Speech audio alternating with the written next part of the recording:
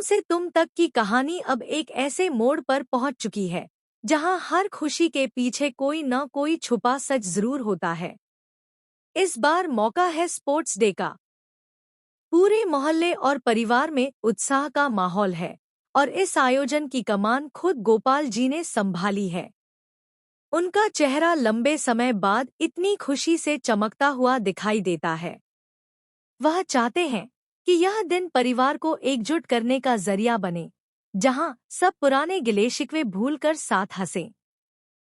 आंगन रंग-बिरंगी सजावट से सजा है। बच्चों की दौड़, रस्साकशी और कई खेलों की तैयारी जोरों पर है। ढोलनगाड़ों की आवाज और तालियों की गूंज से माहौल खुशगवार हो जाता है। गोपाल जी गर्व से सबको निर्देश देते नजर आते हैं।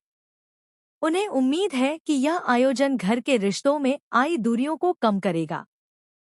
लेकिन उन्हें अंदाजा नहीं कि इसी जश्न के बीच एक नई चाल भी चलने वाली है।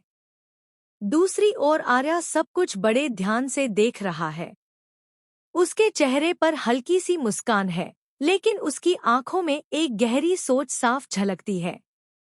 वह जानता है कि सिर्फ खेलों से रिश्तों की दरारें नहीं भरेंगी। उसे एक ऐसा कदम उठाना है जो सबको सच्चाई का आईना दिखा दे। आर्या की यह नई योजना किसी को पता नहीं है, यहाँ तक कि अनु को भी नहीं। स्पोर्ट्स डे की शुरुआत होती है और गोपाल जी खुद बच्चों को प्रोत्साहित करते हैं।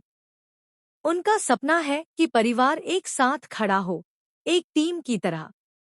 लेकिन जैसे जैसे खेल आगे बढ़ते हैं, आर्या धीरे धीरे अपनी योजना को अमल में लाने लगता है।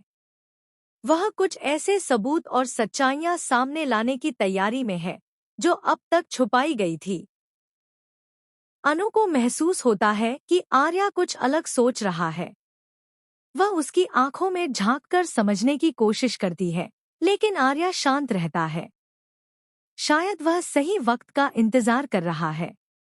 स्पोर्ट्स डे के अंतिम मुकाबले के दौरान जब सबकी नजरें मैदान पर टिकी होती हैं, तभी आर्या मंच पर आता है।